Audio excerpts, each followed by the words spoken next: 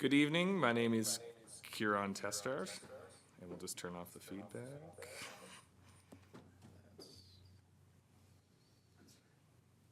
Okay, that's better. Thank you, Mr. Clerk. Good evening. My name is Kieran Testart. I am the MLA for Range Lake and the Chair of the Standing Committee on Public Accounts. Before we begin, I'd like to remind all members and everyone watching that this committee is responsible for reviewing the Auditor General's performance audits of the Government of the Northwest Territories entities and programs, and the Auditor General's financial audits for the GNWT's public accounts. Our role is to review in a nonpartisan manner how public funds are spent and how government programs are administered. We are here to assess the impacts of the government's policies, not their political merits. This evening, the committee continues its review of the Auditor General's May 2025 report on protected and conserved areas in the Northwest Territories. The committee is joined tonight by officials from the Office of the Auditor General of Canada and the Departments of Environment and Climate Change, Executive and Indigenous Affairs, and Industry, Tourism, and Investment. From the Auditor General's Office, we are joined by Jerry V. DeMarco, Commissioner of the Environment and Sustainable Development, Carey Agnew, Principal, and Stephanie Moores, Director. From ECC, we are joined by Deputy Minister Robert Jenkins, Assistant Deputy Minister Amy Kennedy, and Michelle Swallow, Director of Conservation and Sustainable Livelihoods. From Executive and Indigenous Affairs, we're joined by Deputy Minister and Secretary to Cabinet John Macdonald. From Industry, Tourism and Investment, we are joined by Deputy Minister Pam Strand. Thank you all for being here this evening. This meeting is being live streamed on the Assembly social media channels. As a reminder, to keep the meeting running smoothly, please direct all comments and questions through me as the chair, and wait to be recognized for you and your mic to be turned on before speaking. I'll now ask members to introduce themselves for the record, starting with Minister Captana. Do I turn the mic on? No, it'll turn on. One over. There we go. Okay, good evening, everyone. Lucy Captana. I am the MLA for the Nunukput riding, and also Minister responsible for Housing Northwest Territories and Minister responsible for the Status of Women. Thank you. Good evening, everyone. My name is Danny Rogers. I'm the MLA for Nunukput Lake. Good evening, everyone. Danny McNeely, representing the MLA for the Sahtu. Thank you. Okay. Thank you, members. I understand that Commissioner DeMarco has some opening remarks, and the GNWT has a presentation prepared. So we'll hear first from the Commissioner, and then we'll have the presentation. So the floor is now yours, Commissioner DeMarco. Go ahead. Good evening, Mr. Chair. I'm pleased to be here tonight on behalf of the Auditor General of Canada to discuss our office's audit report on protected and conserved areas in the Northwest Territories, which was tabled in the Legislative Assembly on May 23rd. As you mentioned, with me are Carey Agnew and Stephanie Moores, who were responsible for the audit. In this audit, we examined whether the Government of the Northwest Territories was on track to strengthen its conservation network, which aims to protect environmentally and culturally important land and inland water. This is an important goal to help the territory sustain the long-term health of its natural environment, conserve biodiversity, preserve cultural practices, and contribute to equitable economic development. Our audit focused on 3 of the territorial government's priorities under its 2023 to 2028 Healthy Land, Healthy People work plan. These priorities are securing sustainable long-term funding for conservation initiatives, strengthening the management of protected areas, and establishing new protected areas. We found that the government had made progress in all 3 areas. The government worked collaboratively with Indigenous governments to establish a long-term financing agreement for Indigenous-led conservation activities. This crucial step underscores the government's commitment to implementing an Indigenous-led approach to protected and conserved areas. It will support Indigenous people's stewardship of their lands while also helping the territory expand its conservation network. While long-term funding has been secured to support Indigenous-led conservation efforts, the audit found that the Department of Environment and Climate Change had not secured permanent funding for its own activities to manage protected areas. This limited the government's ability to provide stable staffing and other resources to support conservation efforts and collaborate with Indigenous groups. We found that the department was still developing more effective and equitable systems for managing existing protected and conserved areas. However, the department needs to monitor the implementation of co-managed protected areas. It also needs to increase Indigenous representation in hiring processes. The audit also found that the government still needs to develop a plan of action and timelines to expand the conservation network in the Det'anchogh and Det'anchogh regions. The Northwest Territories has already protected nearly 16% of its land and inland water, which compares favorably to the approximate 14% across all of Canada.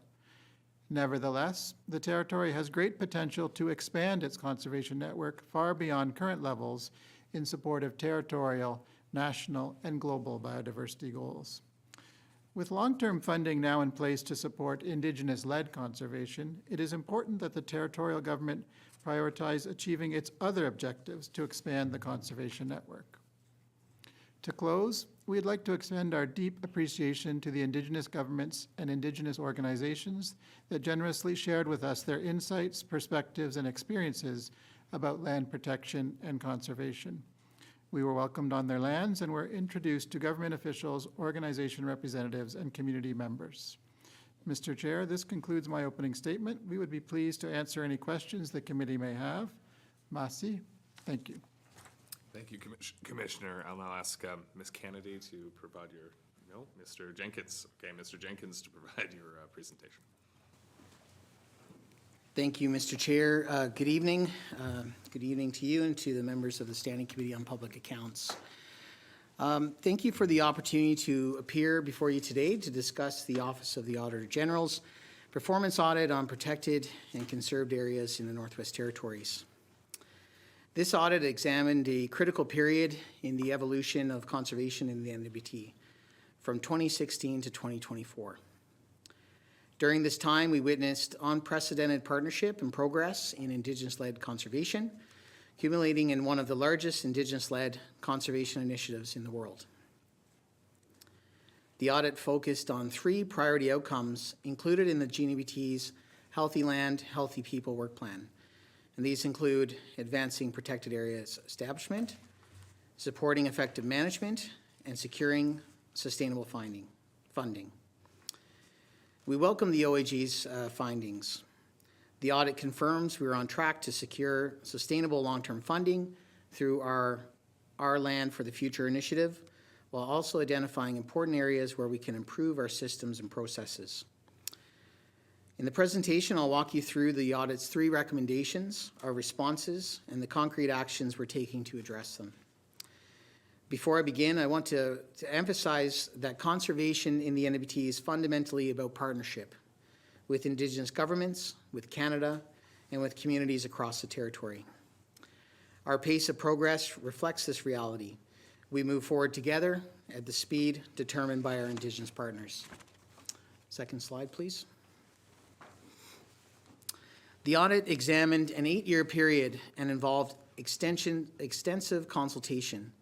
The OAG interviewed representatives from 10 Indigenous governments and organizations, along with GNWT officials from Environment and Climate Change, Executive and Indigenous Affairs, and Industry, Tourism, and Investment. The overall conclusion is positive. We are on track to secure sustainable, long-term funding for Indigenous governments and Indigenous organizations through the Our Land for the Future initiative. This represents a fundamental shift from the short-term, project-based funding that historically characterized conservation work in the NWT. However, the audit identified that we need to do better in 2 key areas. First, we need more structured action plans to advance decision-making on Canada protected areas. This means developing timelines and processes that respect Indigenous partnership while providing clarity on next steps so that we can move forward together. Second, we need to strengthen our management systems for existing protected areas. This includes better coordination across departments, clearer hiring processes that ensure Indigenous representation, and more systematic monitoring of how we're implementing our commitments under establishment agreements. Before diving into the recommendations, I want to acknowledge what we've achieved together with our Indigenous partners. The Our Land for the Future Agreement, or the OLF, brings together 23 Indigenous governments, Canada, the GNWT, and private donors. With $375 million secured, $300 million from Canada and $75 million from private philanthropic sources, this is one of the largest Indigenous-led conservation projects globally. This funding flows to Indigenous governments and Indigenous organizations, not to the GNWT. This reflects the Indigenous-led nature of conservation in our territory. In addition to OLF, ECC has secured a commitment of up to $20 million, subject to federal appropriations, through the Canada-NWT Nature Agreement. This funding comes to the GNWT and complements the OLF by supporting government activities that enable and facilitate Indigenous-led conservation. Through this agreement, in partnership with Indigenous governments and Indigenous organizations, we are working to protect up to 6% of the territory by 2028, with the potential to reach 9.6% by 2035. This will support Canada's goal of protecting 30% of Canada's land and water by 2030. As of 2023, 15.8% of the NWT terrestrial areas are protected and conserved. This is significantly higher than the Canadian average of 13.7%. These accomplishments represent years of relationship building and partnership in our territory and provide a strong foundation to support future work on the commitments made in the Canada Northwest Territories Nature Agreement and the OLF Agreement. We'll now turn to the details of the OAG recommendations and how we intend to action them with our partners. The first OAG recommendation suggests that we collaborate with Indigenous governments to develop action plans and timelines to advance decision-making for Det'anchogh and the 4 Det'anchogh Canada protected areas. The OAG report recommends that this happen within 1 year.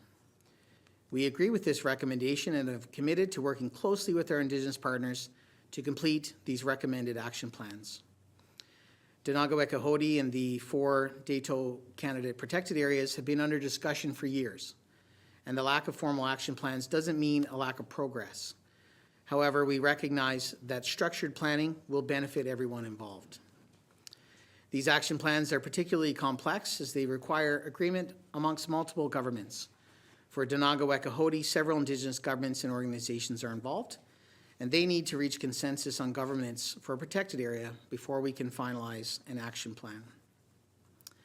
For the Det'anchogh areas, communities are still determining which legal pathway to pursue for protection, whether territorial protected areas, wildlife conservation areas, conservation zones within land use plans, or Indigenous protected and conserved areas.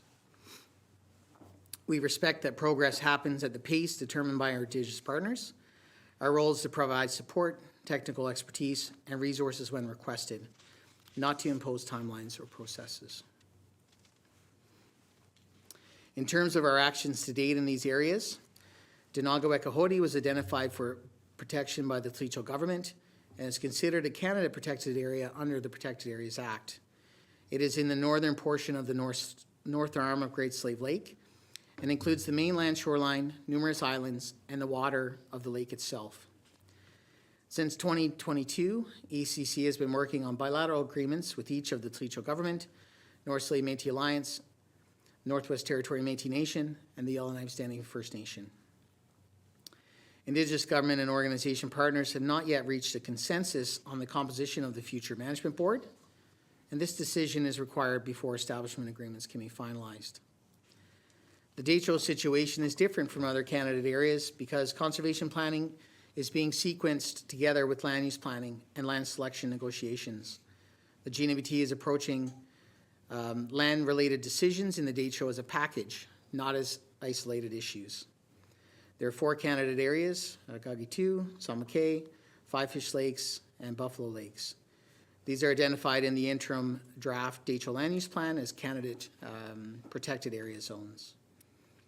In March 2024, Det'anchogh communities met internally to discuss which legal pathway they'd like to pursue. And in June of 2024, the GNWT presented to the Det'anchogh Protected Areas Planning Committee on the following tools including territorial protected areas under the Protected Areas Act, wildlife conservation areas under the Wildlife Act, or conservation zones within an approved land use plan. What makes the conversation in the Det'anchogh particularly complex is that establishing protected areas before finalizing a Det'anchogh land use plan or identifying Det'anchogh First Nations settlement lands would introduce complications into ongoing negotiations. The GNWT's negotiating approach recognizes that conservation decisions need to be considered in relation to land selection and resource access. We want to avoid prejudicing final agreement outcomes or constraining the flexibility available to all parties in those processes. Our general approach is to listen to Indigenous governments and communities to tell us how they want to proceed. I want to emphasize that the lack of finalized action plans at this time doesn't reflect a lack of activity or commitment. It reflects the reality that these processes are deeply interconnected with broader land claim negotiations and require Indigenous governments to work through complex governance questions. Our role is to support these processes, provide technical expertise when requested, and respect that progress happens at the pace determined by our Indigenous partners within the broader negotiation context. The second recommendation from the OAG suggests that the GNWT should ensure that hiring processes for protected area positions involve management boards where appropriate and reflect commitments to Indigenous representation. We accept this recommendation and have already begun implementing improvements. Both the Det'anchogh and GNWT establishment agreements include provisions requiring that we seek advice from the relevant management board on the training, recruitment, and hiring of all protected area staff. What we're doing now is assuring these commitments are implemented across all relevant hiring processes. We now include management board representatives on hiring committees for all competitions directly related to protected areas. For example, during the most recent competition for a renewable resource officer in Forked Hope, we included a board member nominated by the GNWT management board on the hiring committee. This has become our standard practice. We have also implemented measures to prioritize local hiring, including limiting job descriptions or competitions to candidates within 25 kilometers of the protected area community. This ensures that positions benefit local residents and reflect the communities these protected areas serve. Management boards are now consulted on position descriptions, participate in candidate screening and interviews where appropriate, and are kept informed through the hiring process.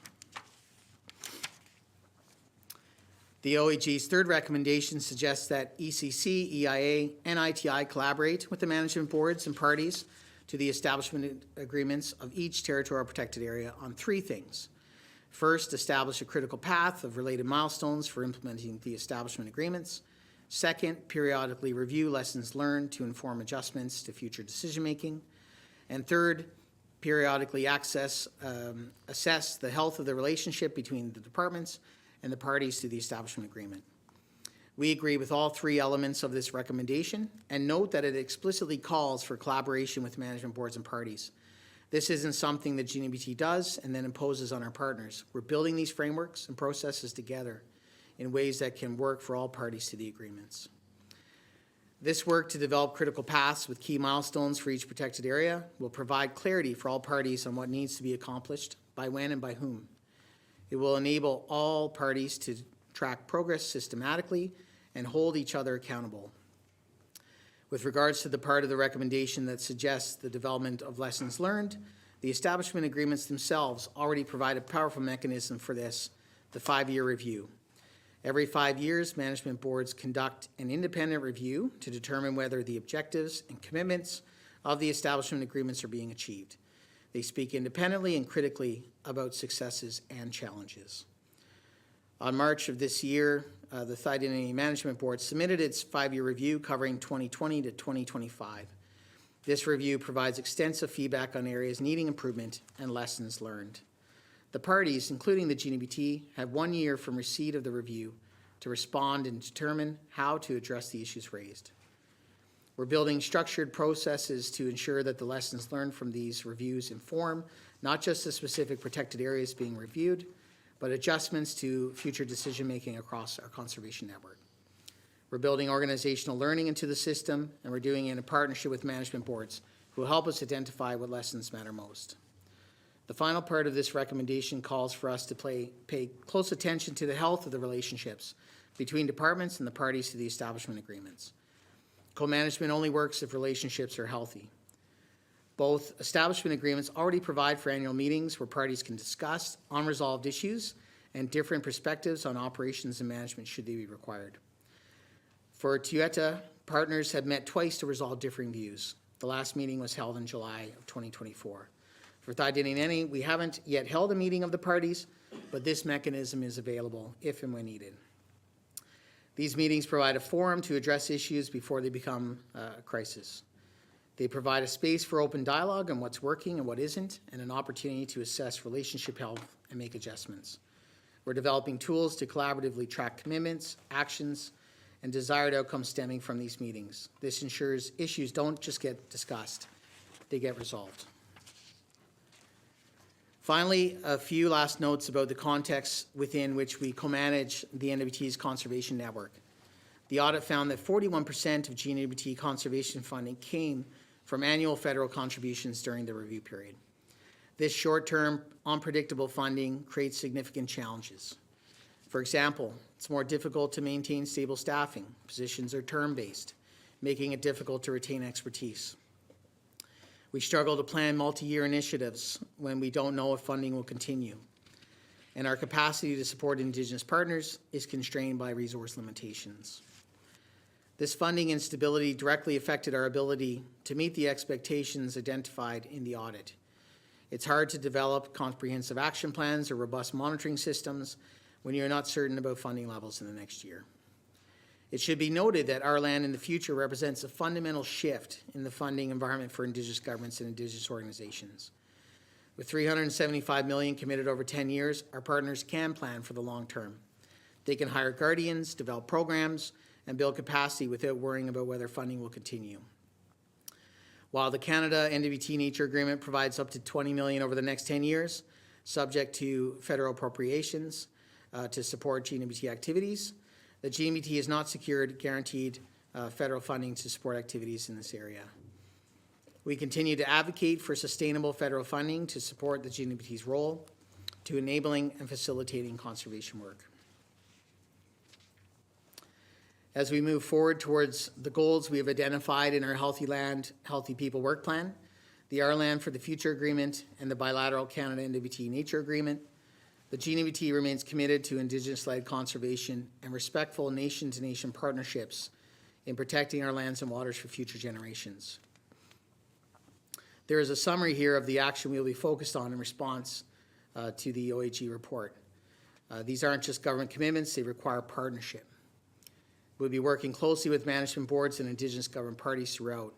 For action plans, we need Indigenous governments to determine their preferred approaches, reach consensus on government's questions, and engage in collaborative planning. For critical paths and monitoring systems, we need management boards to help identify what milestones matter, what accountability mechanisms work, and what needs to be tracked. For hiring processes, we need management boards to help us understand what involvement looks like in practice and how we ensure the process works for communities. The OAG audit gave us a roadmap. We've accepted the recommendations. Now we're executing the plan, not in isolation, but in partnership with Indigenous governments and management boards who are essential to making conservation work in the NWT. Thank you very much for your time today, Mr. Chair. I'm happy to take any questions. Thank you, Mr. Jenkins. Thank you for your presentation, and thank you for all the witnesses who provided context to our discussions tonight. I want to start off by saying that often when we get an audit to review, it is not necessarily the scathing is usually the language used around it, and there's a lot of reasons for that, but it is very nice to see such a positive audit. So we'll get into kind of, you can always find more to talk about, but off the hop, this is a very good audit. We're very pleased with that, and we're very appreciative of the good work you've done, and in particular the work you've done working in partnership with Indigenous governments. Question to Mr. DeMarco. Can you provide more detail as to why the audit focused on priority outcomes 1, 2, and 4, and not other outcomes in the Healthy Lands, Healthy People Work Plan. Commissioner? Yeah, thank you. With the resources that we had available, we decided to focus on those aspects that related to establishing, planning, and managing the conservation network. So that meant that we did not focus on the outcomes about public education and stewardship initiatives. Those are important, but we, at this stage with the conservation network, with it still being in the process of being fleshed out and growing and looking at the whole system, we thought we would focus best on those three priorities that spoke to those issues. Not to say that the other two are not important, but they are not speaking to the system-wide issues that we were scoping into our audit. I would say that as the conservation network grows and gets completed, then those priority outcomes 3 and 5 will become more important and may lend themselves to a more operational level type of audit in the future. Thank you. Actually, and just to make things smoother, just conclude your statements by saying, thank you, Mr. Chair, just so they know to turn off the mics and come back to me. Okay, another question, Commissioner. What methodology did your team use to assess progress, particularly in areas where timelines or milestones are not clearly defined? Commissioner? So I'll start the answer, and then I will turn it over to Ms. Agnew to talk about the standards. It's easy to focus on percentages and quantifiable targets and so on, but as we got started on this audit, we really noted that the focus was on the quality of the relationships involved as a foundation for making the progress in terms of a high-quality network that contributes to the conservation goals of the government. So it in many ways, it was not as simple as other audits that have a quantifiable target to assess against. But that's not to say that it was impossible to do. Ms. Agnew can speak to this a bit more and outline the number of communities that we spoke to, the number of departments and so on, and in order to assess not only progress, but as our third recommendation focuses on the quality of the relationship between the GNWT officials and the communities. Thank you. Ms. Agnew, go ahead. As the Commissioner mentioned, we did audit the Government of the Northwest Territories, and they had clear auditable commitments in the Healthy Land, Healthy People work plans. As the Commissioner mentioned, we focused on outcome 1, advanced planning and decision-making, outcome 2, support for effective and equitable management of national, territorial, and Indigenous protected areas, and then priority outcome 4, which was the pursuit of sustainable long-term funding. We looked at the government's systems of controls, systems themselves, and practices in place to support the implementation of the Det'anchogh and the Tueta protected and conserved areas and the establishment agreements. And then we sought assistance from the Indigenous governments and Indigenous organizations themselves across the territory. We approached 14 of them and connected with 10. I sent the teams, or I attended myself to both of the areas, and we interviewed on the land, which was very important to us. We have an acknowledgement to Indigenous governments and Indigenous organizations in the report. We traveled to their lands, their traditional territories, and were introduced to officials of the Indigenous governments, organizational representatives, community members, and elders. And that was really important for us to hear perspectives and experiences. And then finally, we did look at the agreements themselves pursuant to the legislation that was not territorial. And then we explicitly excluded concluding on the implementation of the government's obligations under the protected and conserved area agreements themselves, just to finish off on the methodology front. Thank you. Thank you.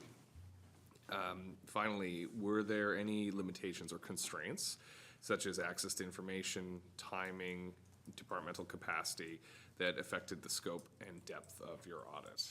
Who wants to? Ms. Agnew? Yes, thank you, Chair. We did not experience any constraints or limitations on the information that was provided to us. In fact, we had a very, I would say, positive and proactive working relationship with the government of the Northwest Territories, as well as Indigenous governments and Indigenous organizations where there was capacity for that to happen, and that was well received by our office. Thank you. Very good to hear. For the GNWT now, the audit concludes that the GNWT made timely progress in securing sustainable long-term funding for protected areas, particularly through the PFP, or Project Finance for Permanence. Can you elaborate on the key factors that contributed to this success, and what, in your view, enabled the GNWT to meet this milestone effectively? Perhaps that is for Ms. Kennedy? Go ahead. Thank you, Mr. Chair. Factors that contributed to the success of the Our Land for the Future agreement included a willingness for all departments within the GNWT to work together. We used a core team approach to ensure that through that process, as the GNWT, we had a cohesive approach to those negotiations. It also was very important that the relationship with Indigenous governments, there are 23 Indigenous governments and Indigenous organizations who signed on to the Our Land for the Future agreement.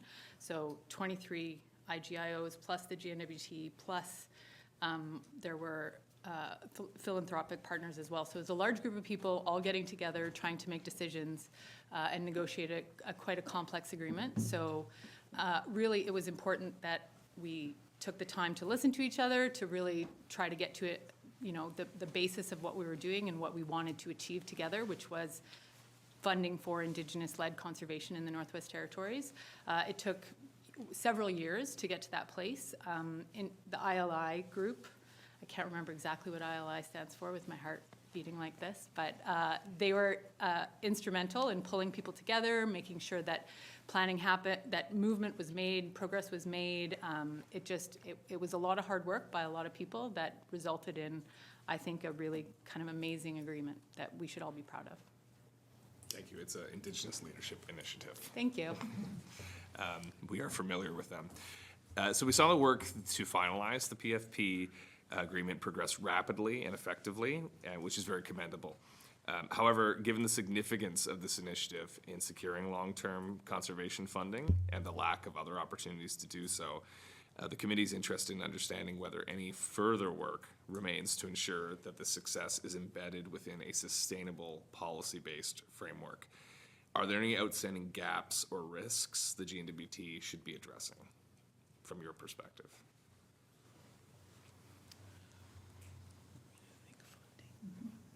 Ms. Jenkins? Yeah, thank you, Mr. Chair. I'll start and perhaps pass it to Ms. Kennedy if that works. I think the area that we've identified is the need to continue to have conversations with Canada about long-term sustainable funding for the GNWT to support these activities. I think we've got a very successful agreement developed through true partnership with Indigenous governments, and they have a solid basis to move forward on work plans. We also have an agreement, but it is subject to federal appropriations, and we're actively working through that. Just earlier this week, I've had a meeting with my counterpart, the Deputy Minister of Environment and Climate Change Canada, and you know, we agreed that we would you know, continue to work together in this space, but we raised the issue of consistency in funding. Of course, they've got a budget that's coming in the near future, and it's a conversation that we will pick up. I think that's the sort of the largest piece that sort of stands out. You know, we've got a lot of other successes, and there's a lot of procedures in place for the OLF, how money will be determined, assessed for applications, rolled out to Indigenous governments. So procedures are definitely in place for that agreement. So I think we've got a solid basis there. Thank you, Mr. Chair. Thank you, Mr. Jenkins.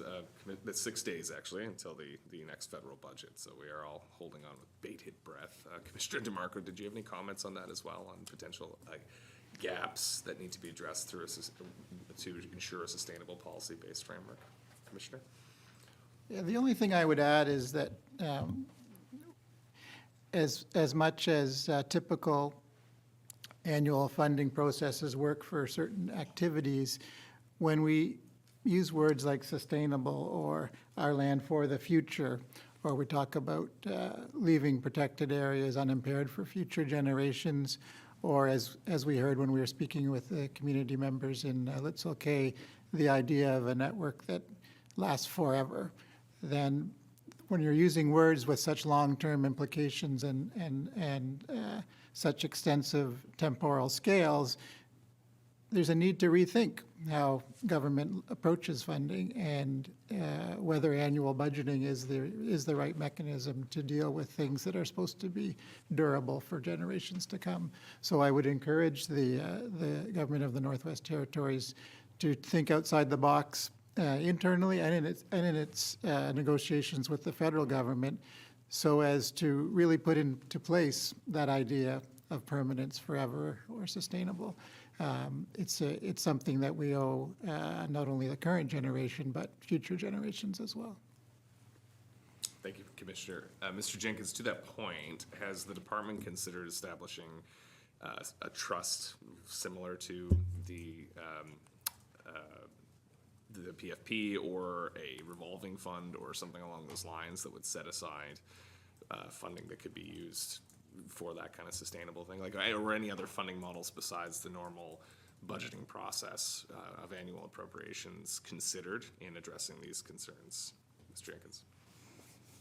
Yeah, thank you, Mr. Chair, for the question. We haven't explored those models. Of course, it is something that we will look at. We do have a 10-year agreement with Canada, and it does provide up to $20 million over the life of that agreement.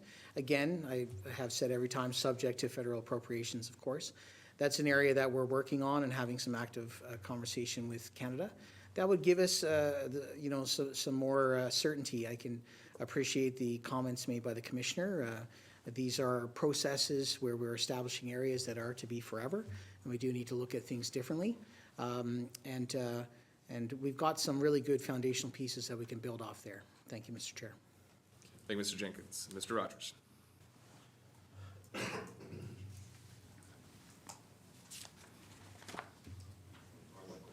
Yep, I'm waiting for the camera to switch. There, whoop, that one. There we go. Thank you, Mr. Chair, and thank you for the presentation. I certainly appreciate that. My questions are around the recommendation 1, which is the action plan for timelines for candidate areas. And I know Deputy Minister Jenkins alluded to it in his presentation at a high level, but more specifically, I guess, what specific steps has ECC taken since the audit to develop an action plan and timelines to advance the decision-making processes for the Det'anchogh, Wekahoti, and the 4 Det'anchogh candidate areas? Thank you. Ms. Kennedy? Thank you, Mr. Chair. So for Det'anchogh Wekahoti, we are in contact with the Det'anchogh government in particular to talk on that file. They have, as you know, just come through an election cycle, so they had a bit of a pause over the last few months on those conversations.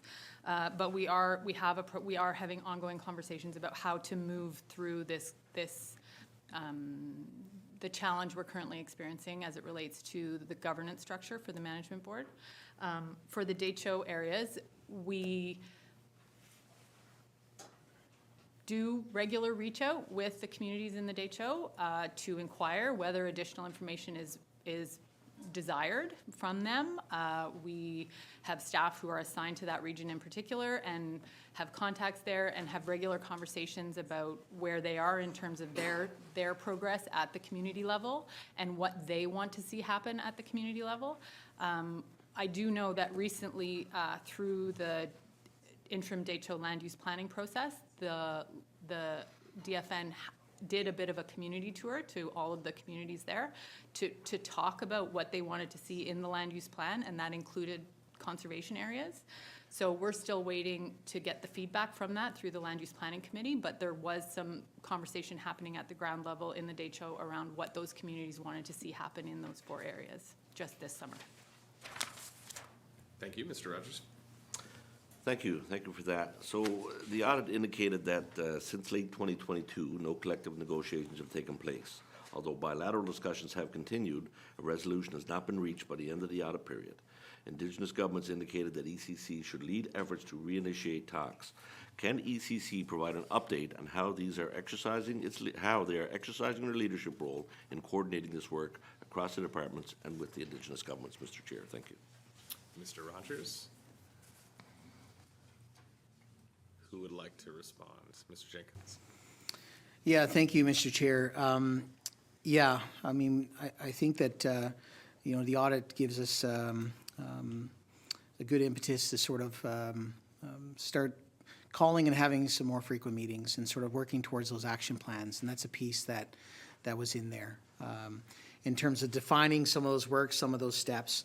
Again, as people can appreciate, this is a multi-party arrangement, and we want to achieve an outcome where everybody agrees, and how do we manage these sites together.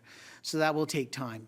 But we, in response to the audit, we've agreed that we would look at building together action plans for these sites to try to move these discussions forward in a timely manner. Thank you, Mr. Chair. Did you want to comment on that, Commissioner? Sure, I could add to that. If you take some of the lessons learned from the PFP process, which was in our Exhibit 4, I'm just going to highlight one. One of them, the fourth one, was representatives committed and prioritized an intensive meeting schedule to ensure outcomes were achieved as timely as possible. And I contrast that with the response of the department to this recommendation. It will take some time before agreements are operational. The GNWT cannot compel a resolution. And that's true, but there's a difference between sitting back and waiting and catalyzing action. Even if they cannot compel action, they can do more to catalyze action, and that takes leadership and helping to push the agenda. And that is one of the key lessons learned for why such a massive agreement such as the PFP could happen. I think that the GNWT would be well positioned to take a more active, a more proactive role in catalyzing these agreements while recognizing that they are not able to act unilaterally. Thank you, Commissioner. Mr. Rogers? Thank you, Mr. Chair. Thank you for that. So how many multilateral or bilateral discussions have occurred since the audit period ended, Mr. Chair?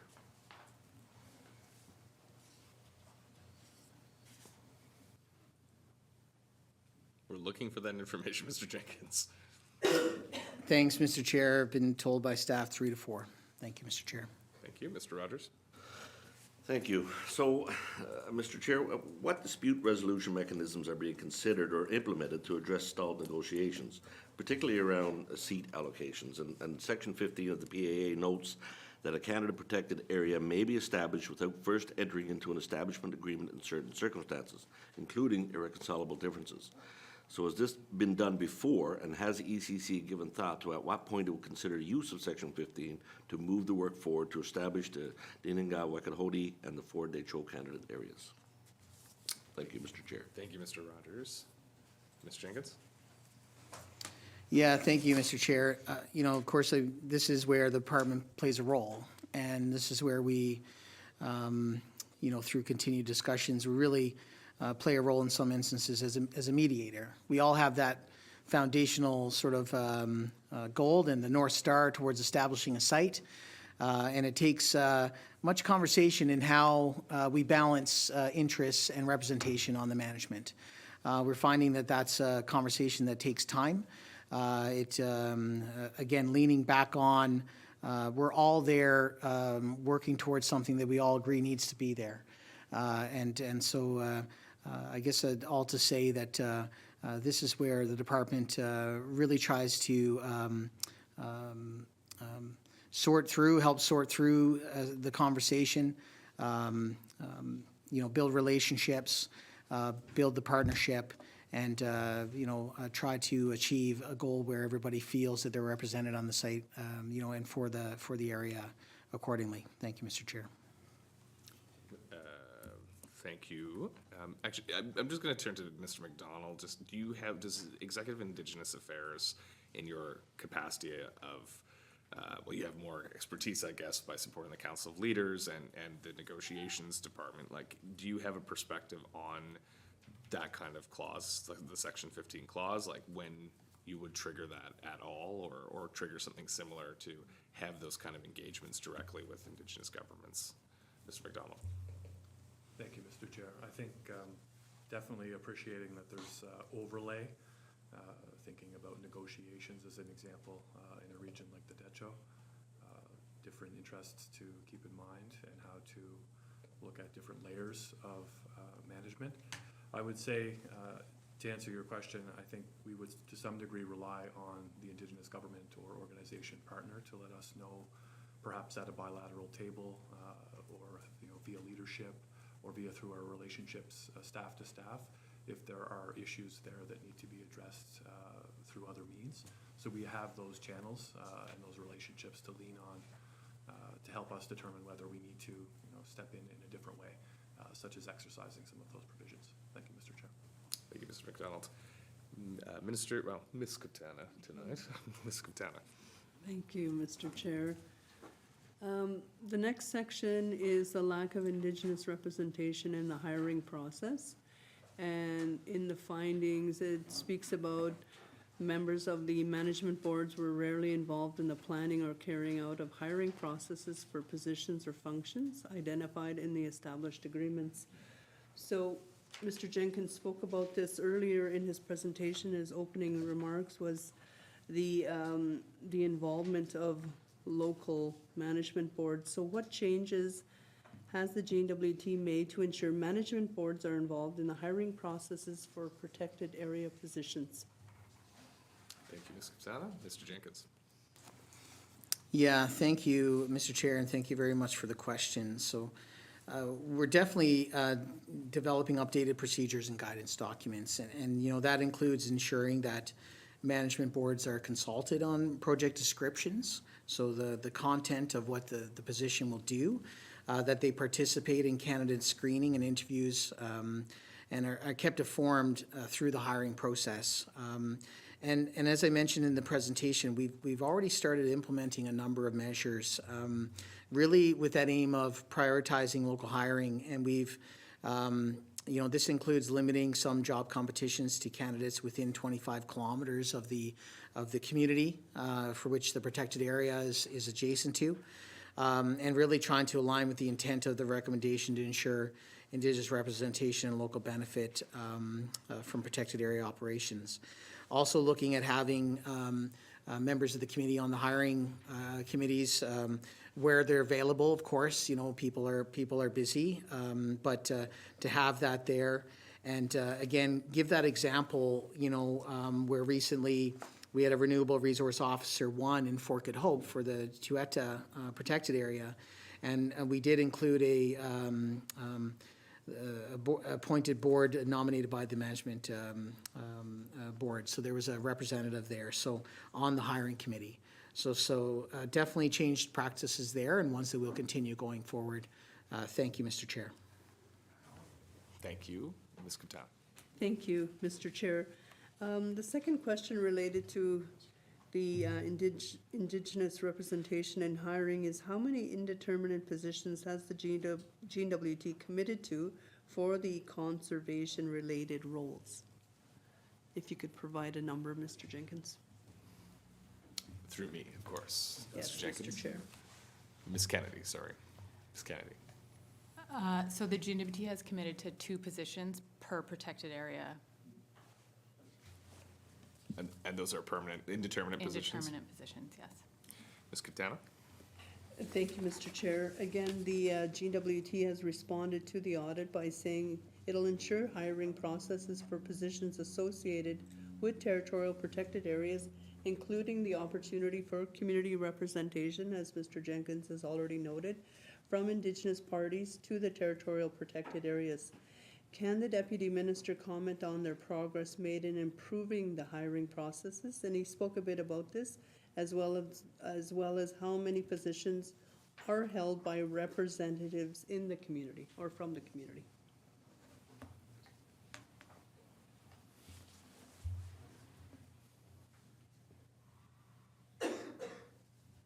Mr. Jenkins? Thank you, Mr. Chair. I'd have to say in response that I wasn't on the hiring committees myself, but have heard no concerns, and I've heard sort of positive feedback in terms of the processes that we've implemented and that we've established going forward, and they feel that they are positive. And I understand that 3 of the 4 people that we've hired are Indigenous employees. Thank you, Mr. Chair. Ms. Katana? Thank you again, Mr. Chair. With the collaboration with management boards and parties to establishment agreements, so this is recommendation 3, paragraph 56, GNWT committed to develop options to assess the progress of implementation, lessons learned, and the health of partnerships within a year. Has the GNWT developed a critical path with milestones for implementing establishment agreements? And if so, can you share those details? Mr. Jenkins? Mr. Jenkins. Thanks, Mr. Chair. I'll start and may have to turn it to Ms. Kennedy for more detail. But the development of a critical path, including the key milestones, deliverables, and timelines for implementing the elements of the establishment agreements. I understand that work is ongoing and taking place in partnership with the management boards. And the establishment agreements provide long-term guidance for the shared management of the areas. And so, again, these co-management, working with co-management partners is really in the early stages of implementation. And this is including the development and review of the management plans and sort of looking at collaborative ways to operate and to manage our newly established protected areas. And so this work is underway. Thank you, Mr. Chair. Did you have anything to add, Ms. Kennedy? Yes, Ms. Kennedy? Just specifically related, you would, in his presentation, Deputy Jenkins referred to the 5-year review that has recently been completed. So with the TDN Management Board right now, we are working through the results of that review, and the development of a critical path will be connected to some of the lessons learned that have been identified through that process. So we're, again, as Deputy Minister Jenkins indicated, it's a partnership, and we're working through that process now over the next kind of 6 to 8 months. Thank you. Thank you. Ms. Kaptana? The next question is related to relationships with Indigenous governments and management boards. What mechanisms are in place to assess the health of relationships with Indigenous governments and management boards? Ms. Kennedy? And again, as was referenced in the presentation, the processes that and mechanisms that have been established through the establishment agreements involve things like a 5-year review and the meeting of the parties. We also have senior party representatives who meet with the management board on a regular basis, and they have very frank, open, honest conversations at that table. So if issues are raised, there are formal and informal processes that allow the ongoing assessment and amelioration or work towards improving relationships with the parties to those agreements. So, thank you. Thank you. Commissioner, did you have just on that, when you reviewed because those mechanisms would have been in place, did you feel they were sufficient over the course of your audit and addressing these things, or is this a question from Ms. Agnew? Ms. Agnew? Thank you, Mr. Chair. And from our perspective, we did find the 5-year cycle for the formal feedback and review mechanism in the agreements. From our perspective, though, 5 years is a long time to wait for a relationship check-in. And so from time to time, the idea is, as in any working partnership and moving forward, that there would be opportunities for like a less formal check-in, for a review of what's going well, what's sticking. And that was the thinking around the what was around that, the time to time, the check-in for the relationship updates. And so it was understanding that the fulsome 5-year reviews are in place, but there needed to be some more frequent, less formal opportunities to check into. Do you have anything to, Thank you. Commissioner? Thank you. The only thing I would add is that if we had concluded that the mechanism in the agreements for 5-year reviews and so on was sufficient, then we wouldn't have made a recommendation. So the fact that we made a recommendation on this, in keeping with what Ms. Agnew just spoke about, is a relationship is an ongoing initiative, and it's not something that just needs to be worked on every 5 years with a check-in. So I would endorse what Ms. Agnew said there, in that if it's going to be a positive relationship, and it's going to be a relationship that lasts, then simply defaulting to looking at it every 5 years is not really what we had in mind, and that's why we had this recommendation. It's supposed to build on what they do already, rather than just to say what they should continue to do what they're doing. I will just allow, do you have anything to add to just that further clarification? Because I'm confident that you are checking in more than that 5-year period, but I think the mechanism might have, the question about mechanisms might have been formal mechanisms, but also informal. So, okay, Mr. Jenkins, and then we'll go to Mr. Macdonald. Mr. Jenkins first. Okay, thank you, Mr. Chair. I would say that the senior party members to all the organizations do regularly meet. Again, there's a 5-year formal process, of course, but as you can appreciate, we live in a place where we're very fortunate that we run into people and they're close, and we meet, and conversations are ongoing through time. So the informal aspects, as you mentioned, continue, and there are regular meetings. Thank you, Mr. Chair. And Mr. Macdonald. Yeah, just pull the mic close. Thank you, Mr. Chair. Yeah, I think I would agree 5 years is a long time. I think I would just point out that outside of the mechanisms being referenced here, there's a lot of surface area in our relationship with Indigenous governments and Indigenous organizations. Thinking specifically about contacts through our bilateral MOUs and our regular meetings, which are at officials and elected leader levels. And those agendas and commitments for those tables are co-developed. So we certainly have that avenue to hear if there are issues specifically related to protected areas or candidate areas. We also have negotiation tables or implementation tables, depending on where claims or negotiations are in their state of evolution. I would also think about land use planning committees, thinking about the Det'anchogh as an example. And there have been expansion, as committee would know, with the number of multilateral tables and the level of engagements occurring, such as the Council of Leaders table within the Northwest Territories, where just about every Indigenous government or organization is involved at one point or another. So lots of surface area there, lots of opportunities to converse. Granted, not always specific to this issue, but they do come up. These issues do arise during those conversations. Thank you, Mr. Chair. Thank you, Mr. Macdonald. Sorry for that detour, Ms. Kaptana, but the floor is yours. It's fine, it's good information. For future protected area planning and implementation, how will the GNWT ensure that lessons learned from existing agreements inform future protected area planning and implementation? Mr. Chair. Thank you, Ms. Kaptana.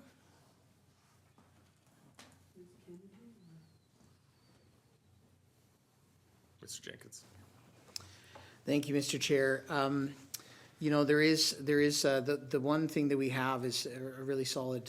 We've been fortunate to have a team that's been very consistent through time, And again, the real benefit of these, these audits is that it identifies areas that we need to consider going forward. And this is one. What have we learned, through our processes?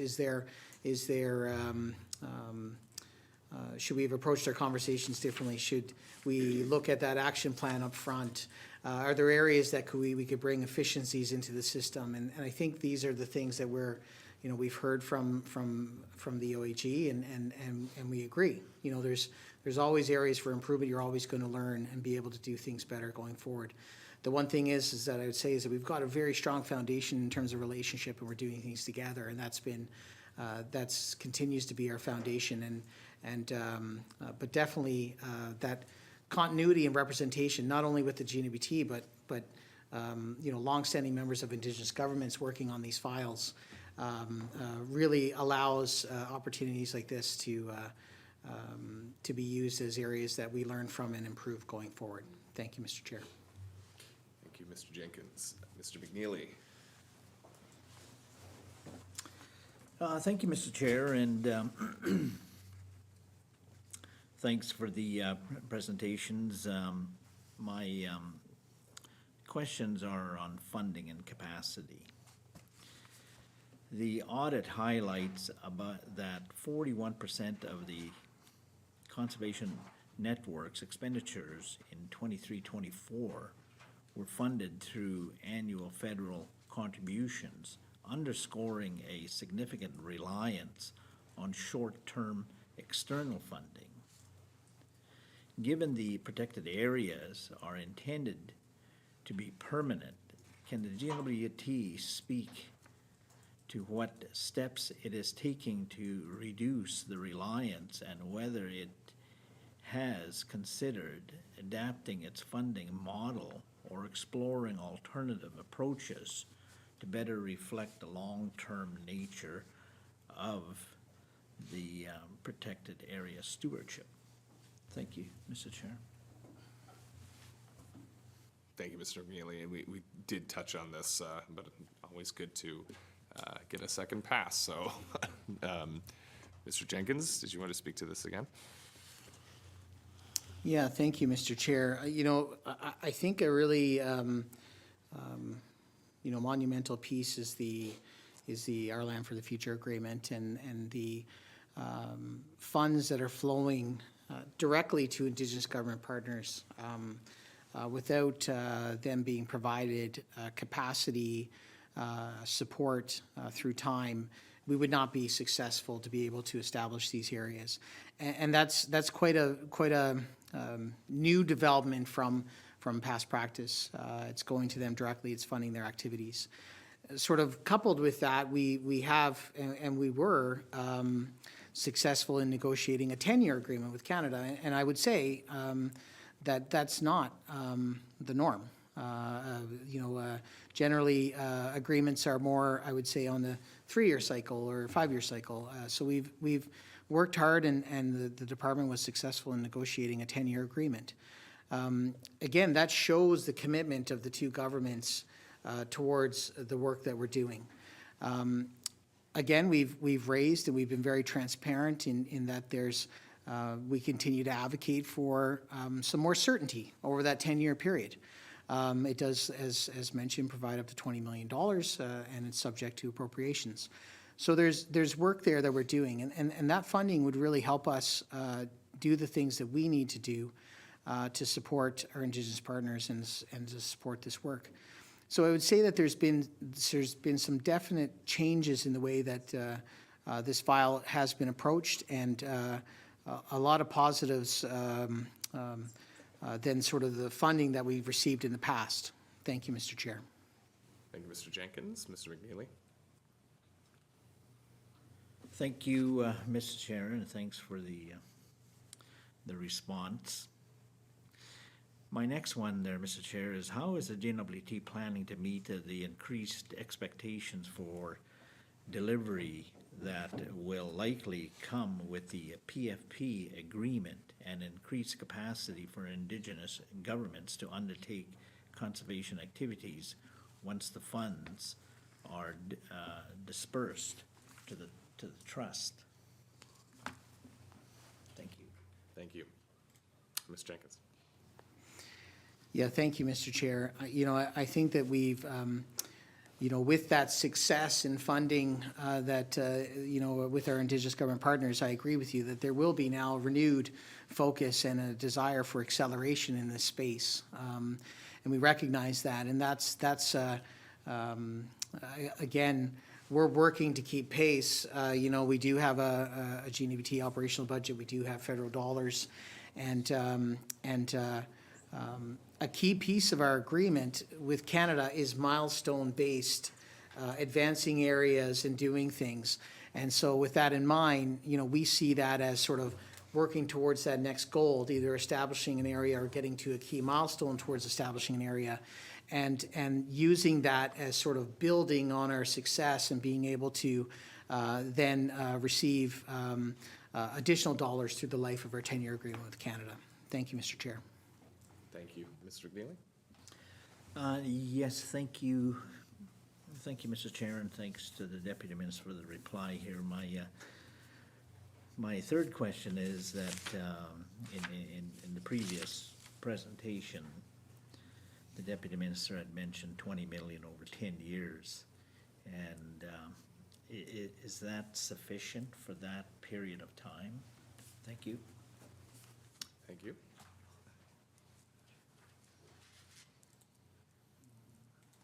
Mr. Jenkins? Thank you, Mr. Chair.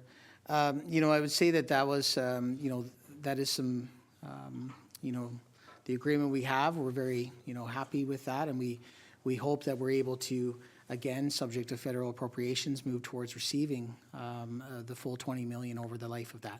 We do have, that would be coupled with operational budgets that we have ourselves, and we feel that could really move the needle. I think that depending on how far we go, it could lead to a conversation, and how fast we go could lead to a conversation with Canada to say, hey, things are going really well, things are moving fast, and perhaps an additional, support could help move things quicker. We're doing a really good job of helping Canada meet its goals in this space. And so, we've got an opportunity here. We've got a good agreement, and if we move through the milestones quickly, it could lead to additional support from Canada. Thank you, Mr. Chair. Thank you. Do you, Ms. Jenkins, do you know what the approximate need is? I guess we know we know what you're getting from the Conservation Trust. We know what's in the mains, but what do you actually need to support this? Because from the findings in the audit is that there's a large gap in overall funding. Mr. Jenkins. Thank you, Mr. Chair. Just going to flick through my pages here. I saw in here that our average annual expenses have been just roughly under 4 million.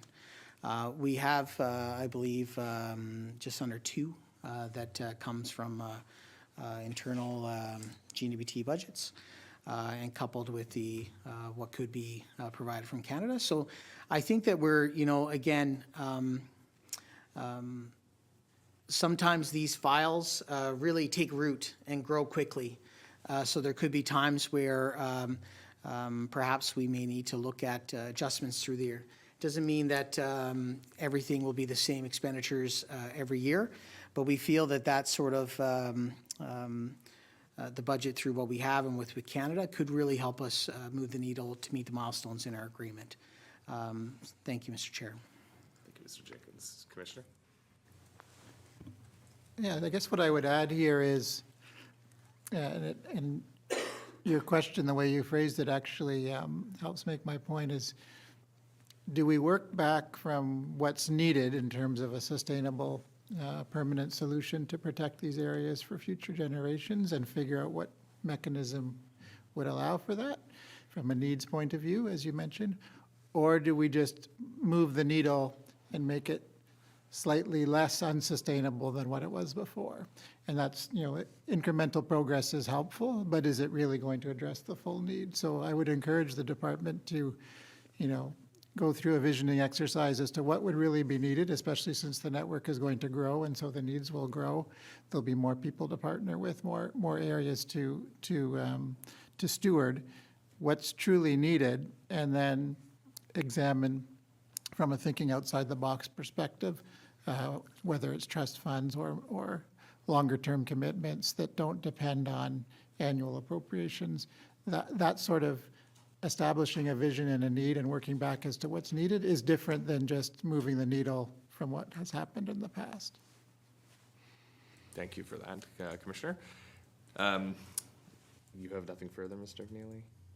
I don't think so, Mr. Chair. Thank you, Mr. McNeely. Okay, so we're committee's interested in getting a status update on the work done to stand up the trust, as it is crucial to the long-term health of the conservation network.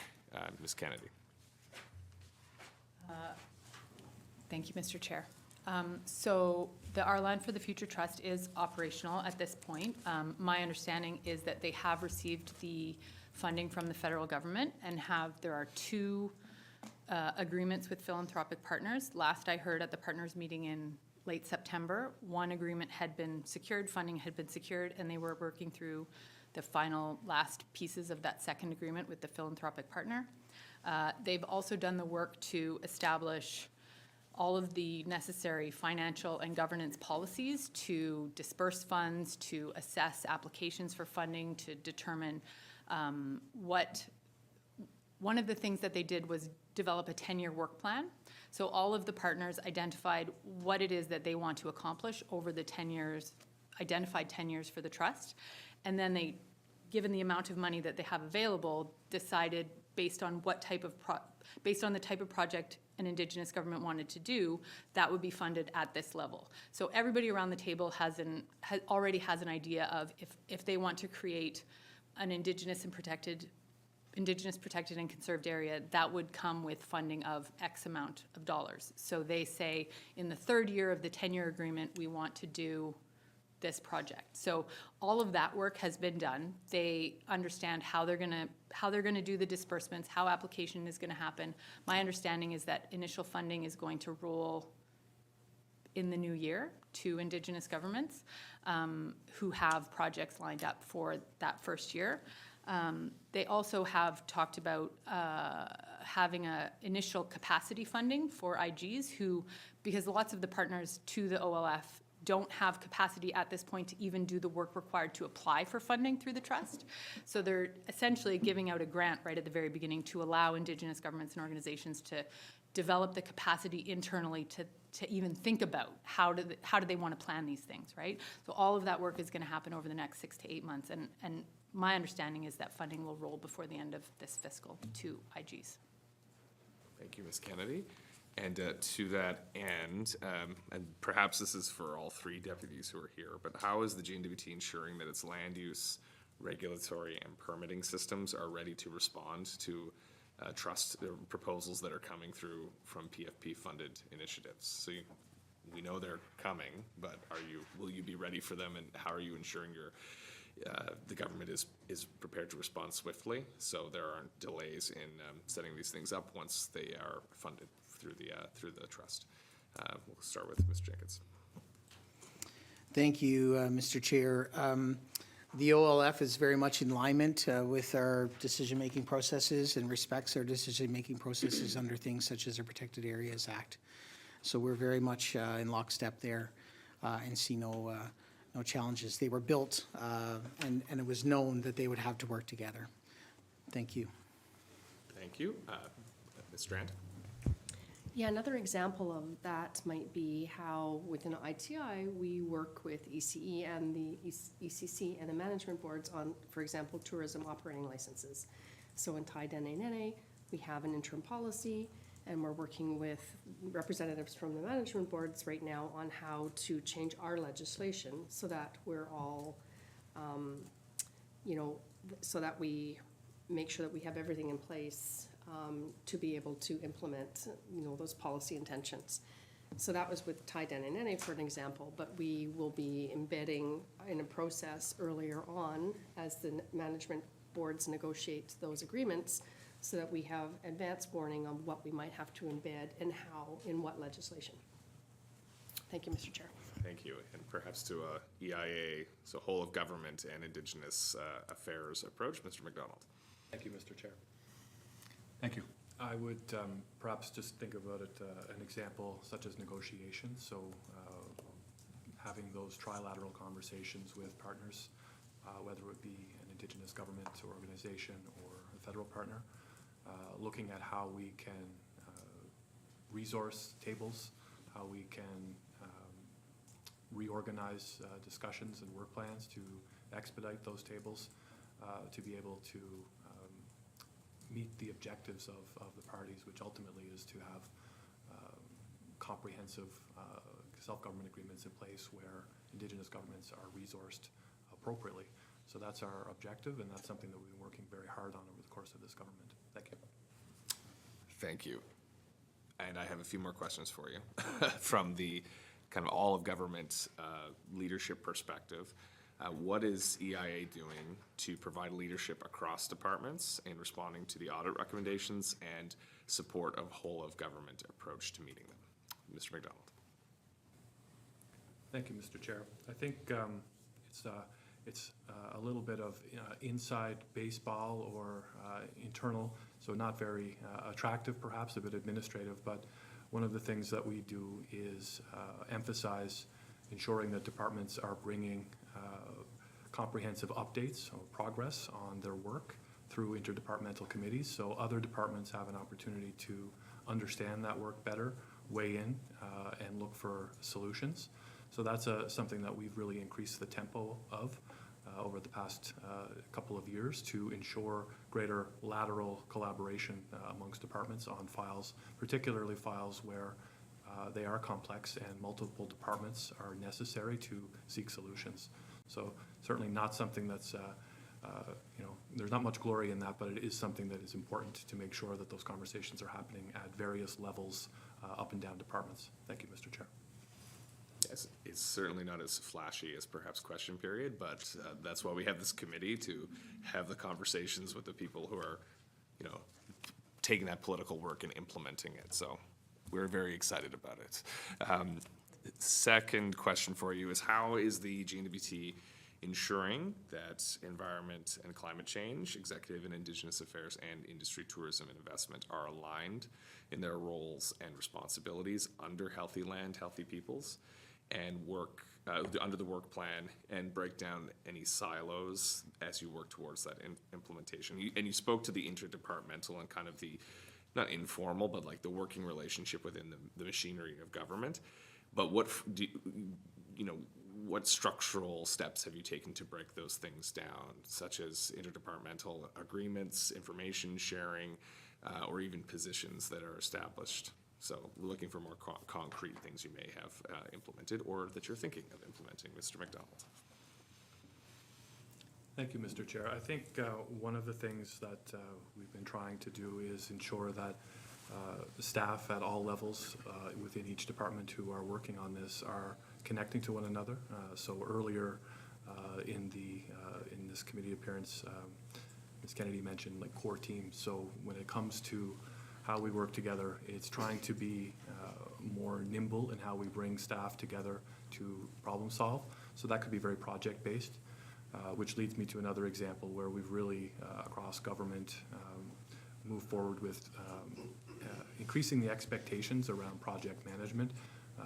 The phrase critical paths have been thrown about rather extensively over the course of this committee hearing, and that's something that from a project management perspective we're asking departments to do increasingly. So for example, a standard corporate project charter for departments to work together on with the expectations that critical paths are utilized, which would include bringing work through the various deputy minister committee tables up through committees of cabinet and ultimately to cabinet for decision if necessary, depending on that issue.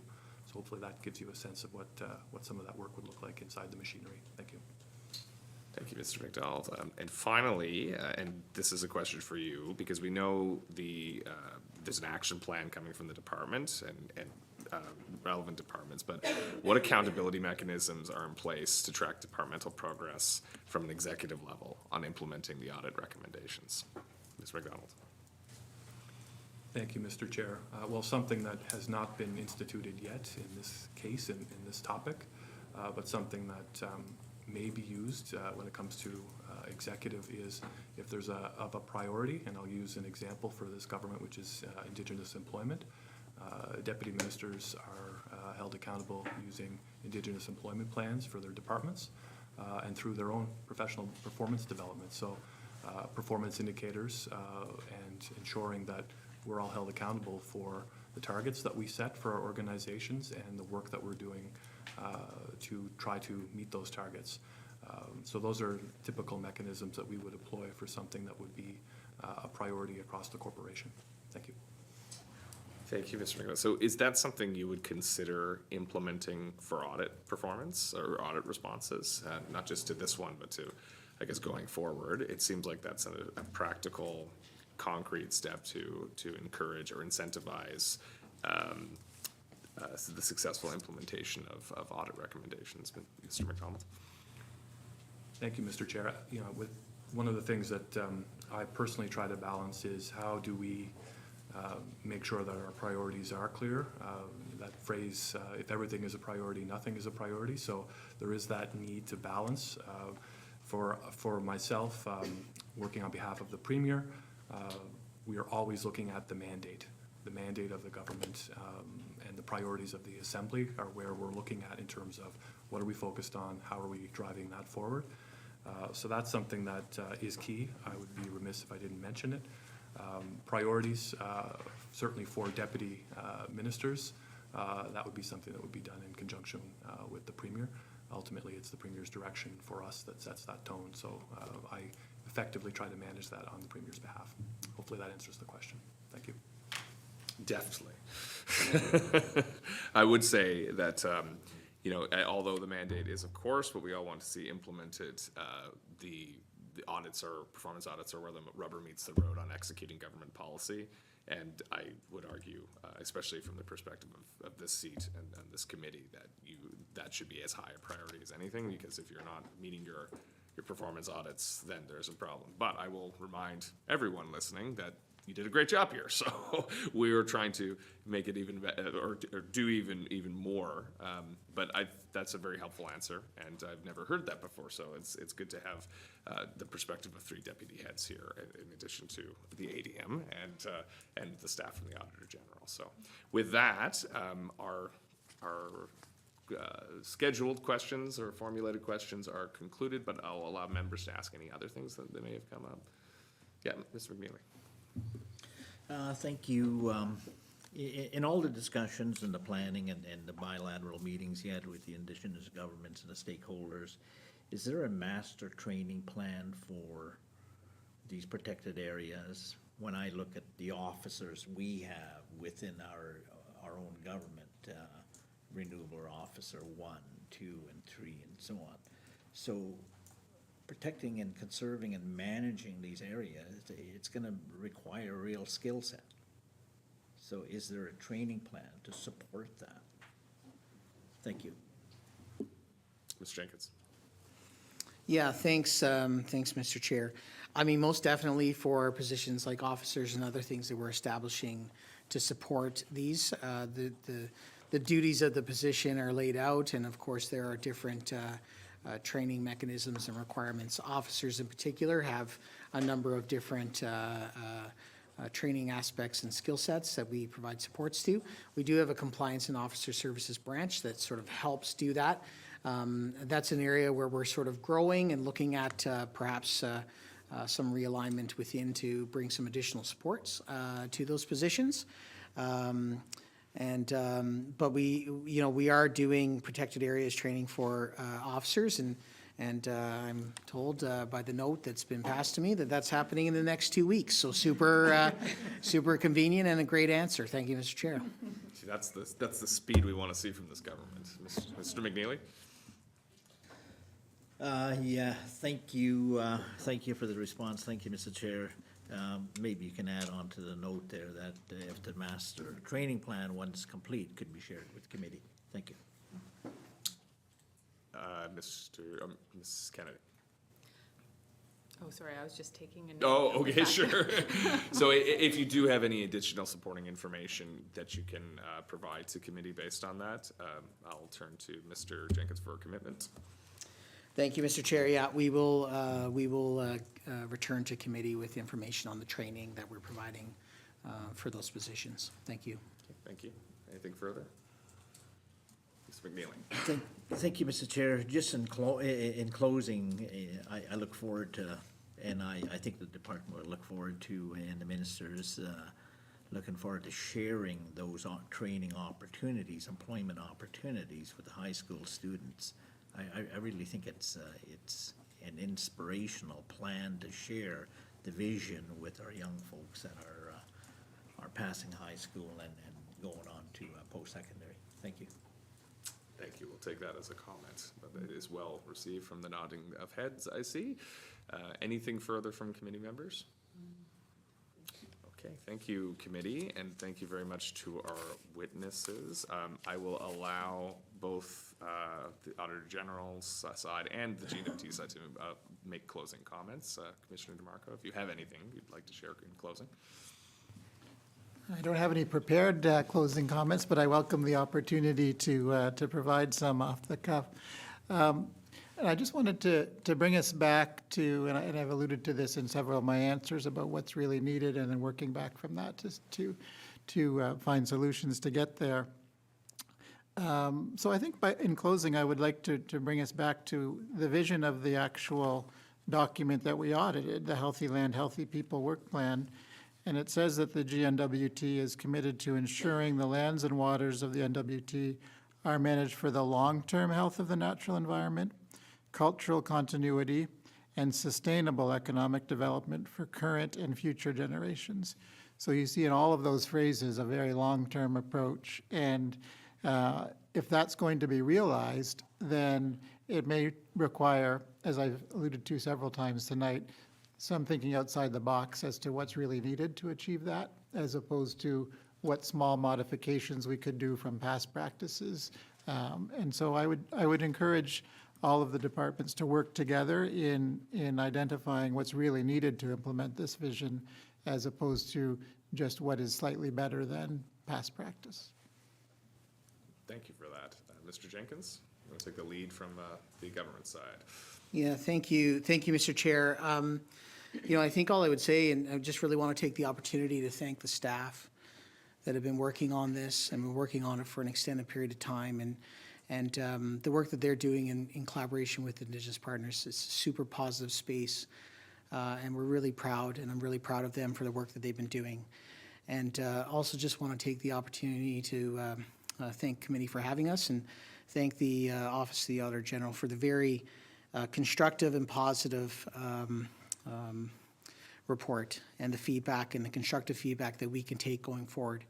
It was a lot of very good conversations through this process, and we appreciate that process. Thank you, Mr. Chair. Thank you very much, Mr. Jenkins. And that brings the public, or the public portion of our meeting to a close. But for the public's information as well, we'll be issuing its own report with recommendations for the departments to consider, based on both the findings of the Auditor General and our own deliberations around what we've heard today and what we have seen in that report. So stay tuned for that.